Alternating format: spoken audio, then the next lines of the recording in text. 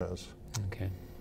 Well, why don't we turn to our next question? What are some fixed costs in our budget, and how do they contribute to this budget stalemate?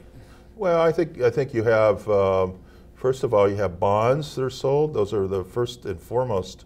And as you know, bonds have first priority to be paid off, the debt service on the bonds. Mm-hmm. A lot of the bonds relate to infrastructure projects that are needed in the state. And the state has sells general obligation bonds to build transportation systems, the school systems. School bonds are probably the biggest set of bonds. Mm-hmm. Right now, a big chunk of the budget is tied up in paying off bonds. Mm-hmm. Another part of the budget that's, I'd say, tied up is in state personnel cost, Mm-hmm. and that's a fixed cost. That's about 200 and some thousand state employees. Yeah. But actually the budget, most of the budget doesn't go to state employees. It doesn't. Most of the budget goes to schools. Over half the budget goes to your local school system, and that is probably the biggest initiative produced fixed cost, which is Prop 98, that says 40% and a formula to allocate the money has to go to a K-12 elementary school system. Uh-huh. So we get tied down, as I said, quite a bit. Yeah. What about our prison system? The prison system is probably the biggest single increasing area of the state budget, more than any other area, and it's an area that, coming from my background as a county supervisor, which has the county jails Mm-hmm. and the criminal justice system, I know a little bit about. I think the state of California has the worst recidivism rate in the United States. About 3 out of 4 inmates that are in the state prison are back in state prison after 2 to 3 years. Yeah. And that only increases the number of inmates. And we don't have a good jobs and probably drug rehab, alcohol rehab system in California. That's what we need to do to reduce our prison costs. When I started, it was like $27,000 per inmate. Now it's $60,000 per inmate per year. And that's just like you said, how many years? Just 3.5 3.5 years. It's years. gone up because we have a federal judge ordering the state what to do with the prison system. Uh-huh. And every time he makes an order, the cost goes up and up and up. Wow. And also then we've got this 3 strikes and you're out thing. So. Well, that has an impact. Yeah. And it not only applies to violent offenders that commit felonies, but non-violent felonies. So it didn't distinguish.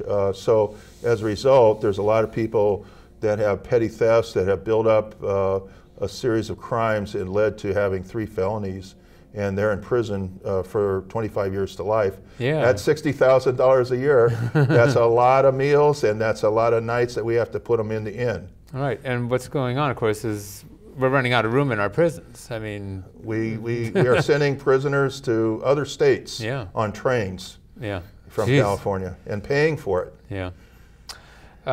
What about our pension system? The pension system in California, for not only the state employees but for some of the local governments who contract with the state pension system, is run by CalPERS. Mm-hmm. And California Pension Program. Yes. In my opinion, there is a need for pension reform. Mm-hmm. Pension reform should include some reform about increasing the pensions, spiking the pensions, the actual amount that's needed to fund the pensions.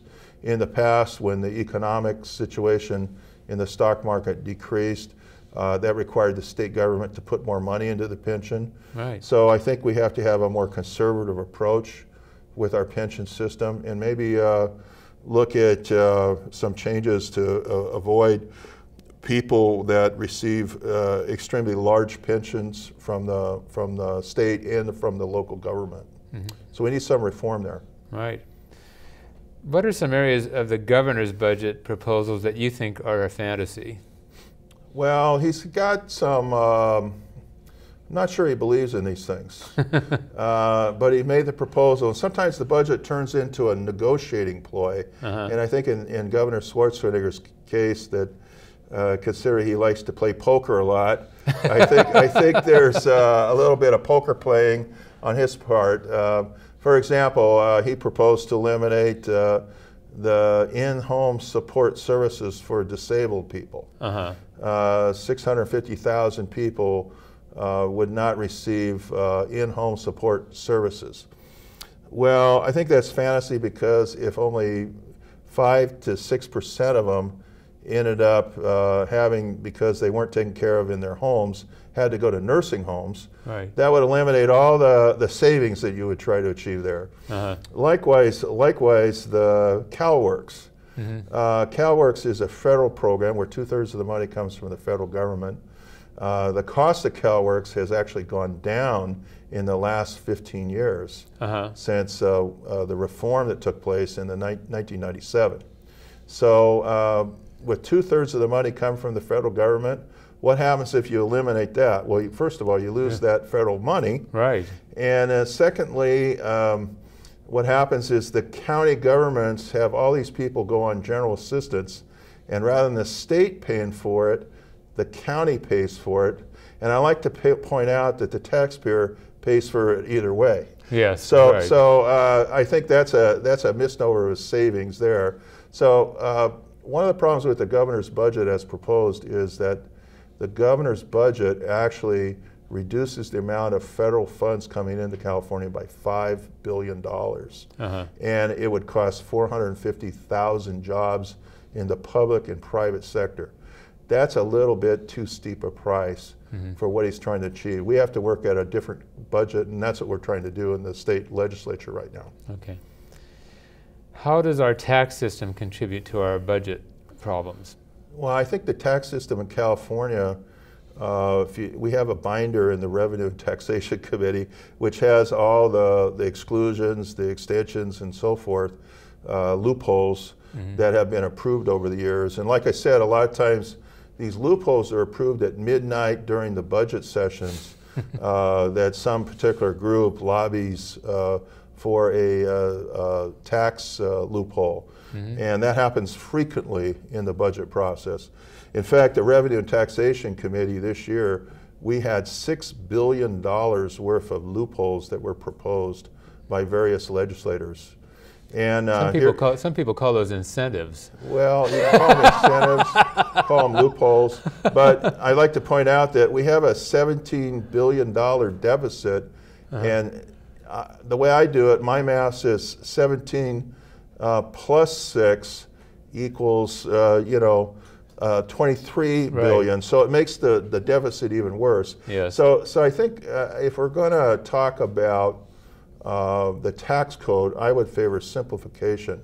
There was a tax commission last year, and they came up with what I call consumption tax. And the accountant industry, other people, everybody said it was a lousy idea, and it wasn't adopted. I guess no particular group actually stood up at the hearing and said, we like this idea. But I think the idea of reforming the tax code has to take place in California.